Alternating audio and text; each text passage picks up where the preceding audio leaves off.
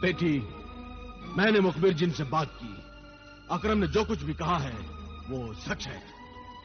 आप जिशान और उसके खानदान को बचा लीजिए और उस बदरू डाइन को ऐसी सजा दीजिए कि वो इंसानों को नुकसान न पहुंचा सके। सजा तो उसे मेरी बेटी आबिदा देगी। उस जालिम बदरूह ने शरारा गुल से सोफे निज़्वा बनकर मेरी बेटी का घर छीना है और मैं उसे उसकी पूरी दुनिया छीन लूंगी।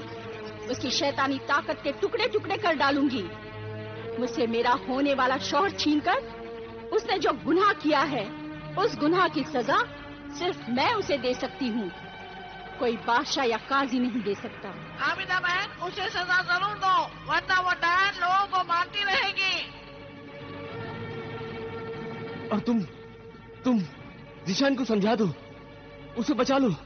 सोफो निज़्वा के हुस्न का जादू उसके सर चढ़कर बोल रहा है। वो हमेशा उसके हुस्न की तारीफ करता रहता है और मैं और सोफो निज़्वा एक दूसरे को पहचान चुके हैं। मुझे अपनी जिंदगी के लिए खतरा महसूस हो रहा है। डरो नहीं आबिदा, इन्हें वो नक्श जलाली वाला तावीज दे दो।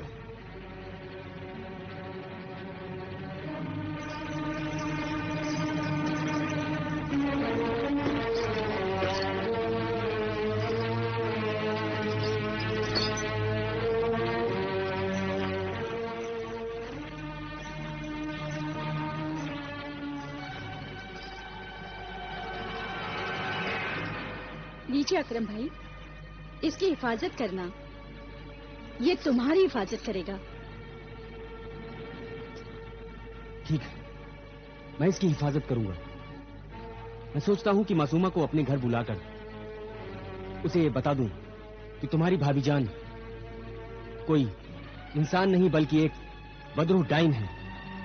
हाँ, बता देना। सलाम सलाम सलाम।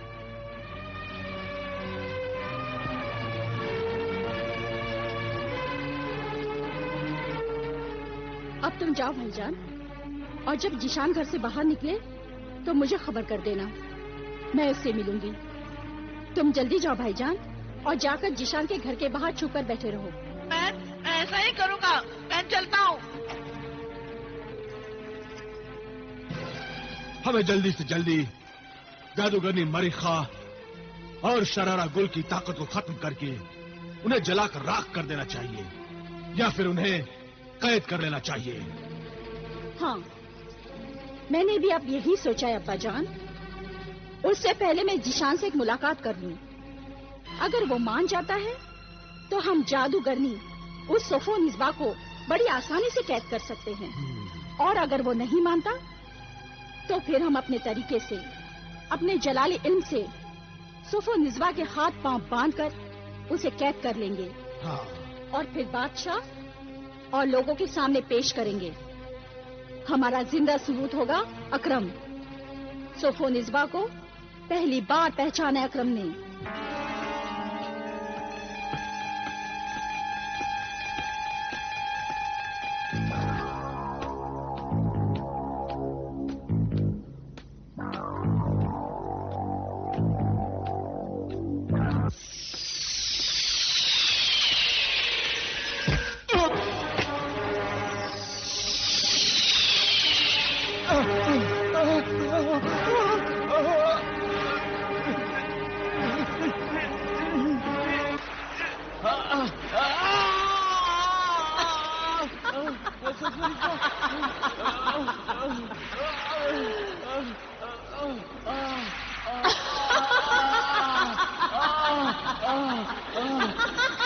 छोड़ दे मेरा हाथ सोफो निज़्वा, छोड़ दे मेरा हाथ। जब मौत हाथ पकड़ लेती है तो छोड़ती नहीं, अपने साथ ले जाती है। और फिर एक दिन तो सबको मरना ही है। तुम आज ही मर जाओ। नहीं, मैं मरना नहीं चाहता। मैंने तेरा क्या बिगाड़ा है? अकरम, अगर आज मैंने तुझे नहीं मारा तो मेरा बना बनाया खेल बिगड़ जाएगा। अगर जिशान के घर तू मुझे नहीं पहचानता तो तू आज बच जाता, मगर तू तो मुझे देखते ही बदहवास, हैरान, परेशान और खौफज़दा होकर डर गया, और मैं भी डर गई। कि कहीं तू मेरे बदरूह डायन होने का राज खोल न दे। लेकिन तू तो इस कदर डर गया कि वहाँ से भाग गया। मैं तेरा ये राज किसी को नहीं बताऊंगा सोफो। सोफो निस्बा, मैं तेरा राज किसी को नहीं बताऊंगा। तू ये राज किसी को ना बताए, इसीलिए तो मैं तुझे मार दूंगी। जितना तू मुझसे डर रहा है ना अकरम, उतना ही मैं भी तुझसे डर रही हूँ। इसीलिए मैं तेरा पीछा कर रही थी। मैं जानती थी कि तू उस आमिल और उसकी बेटी आबिदा से मिलने जरूर जाएगा, और तू गया। तो मैं समझ गई कि तूने उस आमिल और उसकी बेटी आबिदा को सब कुछ बता दिया होगा, और अपनी हिफाजत के लिए उनसे तावीज भी लाया होगा। इस पाक तावीज को नापाक हाथ लगाने से मैं जल भी सकती हूँ, इसीलिए मैंने पत्थर बनकर तुझे ठोकर लगाई। वैसे भी रोजाना मैं एक इंसान को मारूंगी, और मैं और मेरी सहेलियां उसे अपनी गिजा बनाएंगी।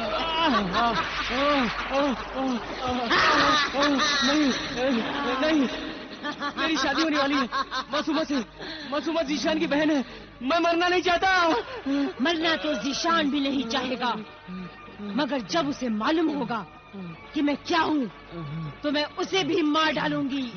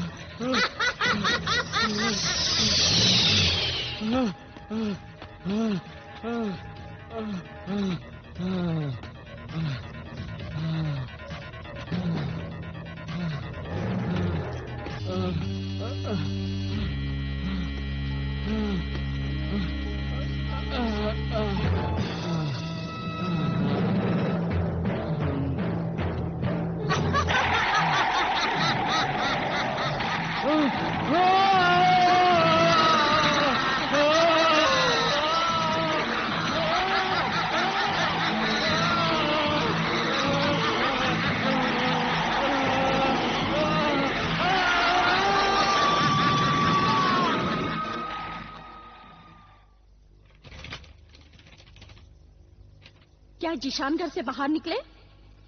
हाँ मैं नबीदा, जल्दी चलो। अब तक तो वो चौराहे तक नहीं पहुँचे होंगे। मैं साथ साथ उठता हुआ तुम्हारे साथ चलता हूँ।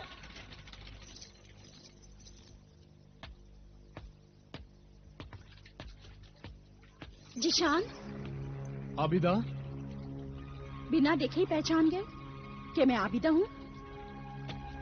तुम्हारी आवाज तो मैं मरने के बाद भी पहचान लूंगा। मरने की नहीं, जीने की बातें करो। आज मैं तुमसे बहुत जरूरी बातें करने आई हूँ। मुझे उम्मीद थी मेरे खत के जवाब में तुम खुद मुझसे मिलने आओगी, और खत में मैंने जो दूसरी बीवी बनने की इल्तिजा की थी, मुझे यकीन है तुमने मेरी इल्तिजा कबूल कर ली होगी। अब मैं तुमसे शादी करना अपनी बेइज्जती समझती हूँ। मैं तुम्हारे खत का जवाब बनकर नहीं, बल्कि बहुत बड़े खतरे से तुम्हें खबरदार करने आई हूँ। तुम्हारी खूबसूरत बीवी से तुम होशियार रहना।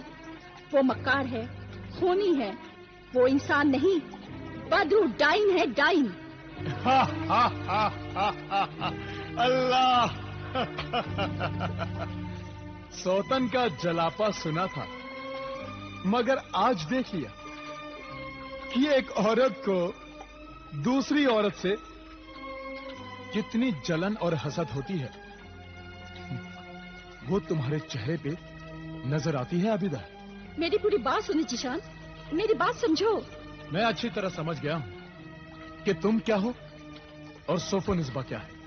जमीनों आसमान का फर्क है तुम दोनों में, और तुम मारे हसद जलन के उसे खूनी मकार बदरूह डायन कहती हो। वो है, मेरी बात का यकीन करो जिशान। तुम मकार, झूठी, फरेबी हो आबिदा, फरेबी हो तुम। सोफो निस्बा तो जन्नत की हूर है। सोफो निस्बा के हुस्न की चमक और जवानी की कशिश ने तुम्हें अंधा और बहरा बना दिया है। तुम मुझे मक्कार और झूठी कह रहे हो, सच्चाई को समझने की कोशिश ही नहीं कर रहे। वो सच्चाई नहीं, मुझे बहकाने की कोशिश है, इसीलिए मैं कुछ सुनना नहीं चाहता। अल्लाह के वास्ते रुक जाओ जिशान, मेरी बात का यकीन करो। सोफो निज़्मा बदरू है, डाइन है। शहर में जो पुरअसरार कत्ल हो रहे हैं और जो लाशें मिल रही हैं, उन सब के पीछे सिर्फ सोफो निज़्मा का ही हाथ है। खामोश! गुस्ताख आबिदा, अब एक लफ्ज भी अगर मेरी नेक सीरत बीवी सोफो के लिए कहा तो मैं तुम्हें जिंदा नहीं छोड़ूंगा। रुक जाओ जिशान, सोफो निज़्मा।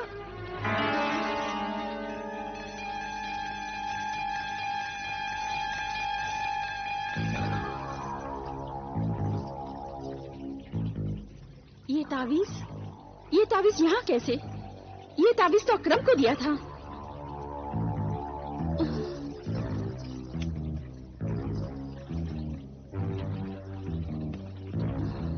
अकरम का तावीज? आबिदा बहन, आबिदा बहन, क्या बात है भाईजान? अकरम भाईजान का खून हो गया। हाय अल्लाह! क्या? उनकी लाश तरफ के पास बनी है। अकरम का खून? चलो बताता हूँ। हाय अल्लाह! अकरम! अकरम! मेरे यार, तुझे क्या हुआ अकरम? उठ, कुछ तो बोल अकरम, कुछ तो बोल मेरे यार, कुछ तो बोल। अकरम, तुझे उसी ने मारा है। मेरे अल्लाह, उस डाइन पर कहर नाज़िल फरमा मेरे अल्लाह। क्या हुआ तुझे अकरम? किसने मारा तुझे यार मेरे? तुझे क्या हुआ? कुछ तो बोल, कुछ तो बोल अकरम। अल्लाह! अब्बू जान, अब्बू जान, अम्मी जान, सोफो निज़्मा, मासूमा। क्या हुआ? अब्बू जान गजब हो गया। क्या हुआ जिशान? गजब हो गया, गजब हो गया अब्बू जान, गजब हो गया। कयामत आ गई अम्मी जान, कयामत आ गई। क्या हुआ बेटे? मासूमा की जिंदगी तबाह हो गई, बर्बाद हो गई। अरे कुछ कहोगे भी? अब कुछ बताओ भी। अकरम की मौत हो गई। मौत हो गई? मौत हो गई? अम्मी जान!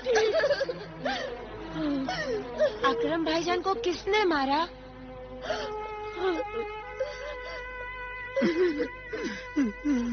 कैसे मौत हुई? क्या हुआ था? ये मैं क्या सुन रही हूँ? अकरम भाई की मौत हुई? कैसे मौत हुई उनकी? किसने मारा उन्हें? कुछ पता नहीं सोफो, कुछ पता नहीं। जरूर इसमें कोई राज है। आज सुबह की तो बात थी, वो हंसते हुए यहाँ आए और घबराकर डर कर चले गए।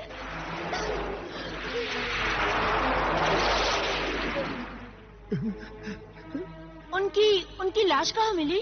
उनकी लाश बाग में मिली अब्बू जान। हाँ, उनकी आंखें खुली हुई थी। उन आंखों में खौफ था, दहशत थी। वो आंखें कह रही थी जैसे वो मारने वाले को पहचानती हैं। उन्होंने कहा होगा मुझे मत मारो मुझे। उनके चेहरे की बेबसी बता रही थी कि उन्होंने कातिल से बड़ी इल्तिजाएं की होंगी, लेकिन जालिम ने उन्हें मार डाला।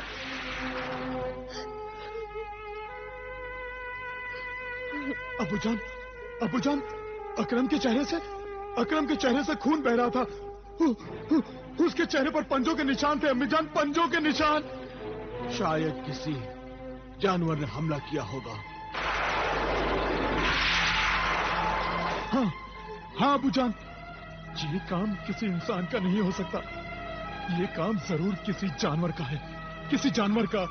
कोई चुड़ैल डायन भी तो हो सकती है। वो इंसान की शक्ल में रह रही होगी और मौका पाकर ही जानवर की तरह खून पी जाती होगी। क्यों भाभी जान, ऐसा हो सकता है ना? मैं इस बारे में मैं कुछ नहीं जानती। हमें जल्द अकरम के घर जनाजे में शरीक होने के लिए जाना चाहिए। हाँ सोफो निस्बा, तुम भी तैयार हो जाओ।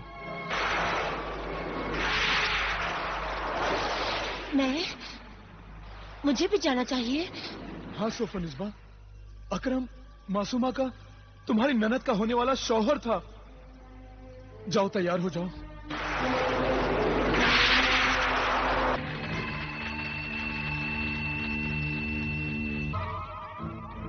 ए बदरू शरारा गुल सोफो निस्बा, अकरम के घर ना जाना, वहां ना जाना।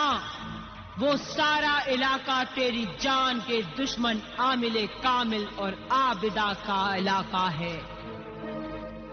अगर तू इस बार आमिल और आबिदा के पाक इल्म के पंजे में फंस गई और उन दोनों ने तेरे इस शरारा गुल वाले जिस्म को जला दिया, तो फिर मैं तुझे कभी भी कोई भी नया जिस्म नहीं दे पाऊंगी और हमेशा के लिए तू राख बनकर हवा में गायब हो जाएगी, हमेशा के लिए। नहीं, मैं अकरम के घर नहीं जाऊंगी।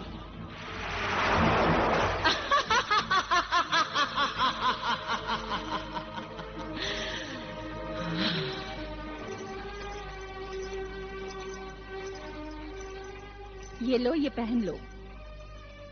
मैं नहीं पहनूंगी। ऐसा भड़कीला लिबास पहनकर किसी के घर मैयत मातम में जाना गम के जज्बात, शराफत और तहजीब के खिलाफ है बहू बेगम। ये लिबास उतारकर ये पहन लो और चलो। मगर मैं वहां जाना ही नहीं चाहती। क्यों नहीं जाना चाहती? मेरी तबीयत ठीक नहीं है। रात रात भर घर से बाहर रहकर घूमती हो, तब तो तुम्हारी तबीयत खराब नहीं होती। क्या कह रही हैं अम्मी जान आप? सच कह रही हूँ बेटे, आज तक बताया नहीं तुझे। कई मर्तबा देखा है मैंने बहू बेगम को, आधी रात को जाती है और फिर सुबह सुबह आती है। नहीं, झूठ है ये तहमत लगा रही है मुझ पर। ऐसी बातें आपको ज़ेब नहीं देती अम्मी जान। बस बीबी के मगरमच्छ के आंसू देखकर फौरन माँ से सख्त लहजे में बात करने लगा। ये क्या हो रहा है? अरे ये वक्त झगड़ने का नहीं है। अकरम की मौत का गम, अकरम की मौत का गम हमें संभलने नहीं दे रहा है। हमारी बच्ची मासूमा की तो जिंदगी ही उजड़ गई। अकरम के माँ बाप पर गमों का पहाड़ टूट पड़ा है। ऐसे हालात में हमें जल्दी से जल्दी अकरम का जनाजा उठने से पहले अकरम के घर पहुंचना चाहिए। चलो चलो बहू बेगम। नहीं, मैं नहीं जाऊंगी। नहीं, चलो सोफो निस्बा। रिश्तेदारी का मामला है, बिरादरी के लोग उंगलियां उठाएंगे कि इतनी मतलब ही है कि जवान बेटे अकरम की मौत पर पहले से घर आकर दिलासा तसल्ली नहीं दी, गले लगकर आंसू नहीं बहाए, क्योंकि अकरम अब जिंदा नहीं रहा, इसलिए कोई मतलब नहीं रहा। हाँ अम्मी जान, आप बिल्कुल ठीक कह रही हैं। चलो सोफो निस्बा। अच्छा, चलती हूँ।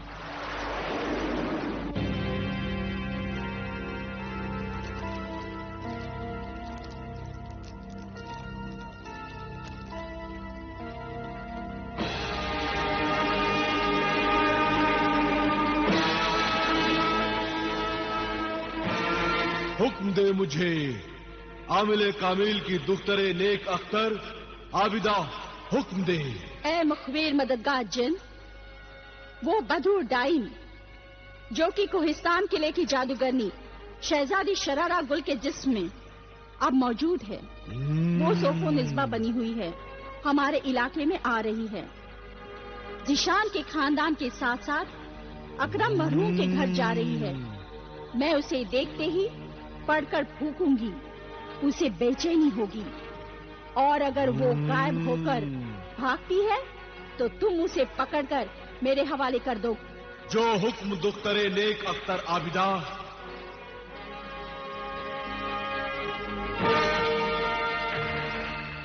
अब जल्दी बता ए जादूगरनी मरेखा, जल्दी बता, मैं क्या करूं? सब घर वाले दरवाजे के बाहर खड़े होकर मेरा इंतजार कर रहे हैं। मैंने कपड़े बदलने के बहाने अंदर से दरवाजा बंद कर रखा है। मुझे उनके साथ अकरम के घर जाना ही पड़ेगा। अगर मैं आमिर कामिल के इलाके में चली गई तो दुफ्तर आमिल आबिदा मुझे गिरफ्तार कर लेगी। सब राज खुल जाएगा। फिर तेरा और मेरा इंतकाम अधूरा रह जाएगा। फिर मुझ बदरूह डाइन के साथ वो तुझे भी जलाकर राख कर देगी।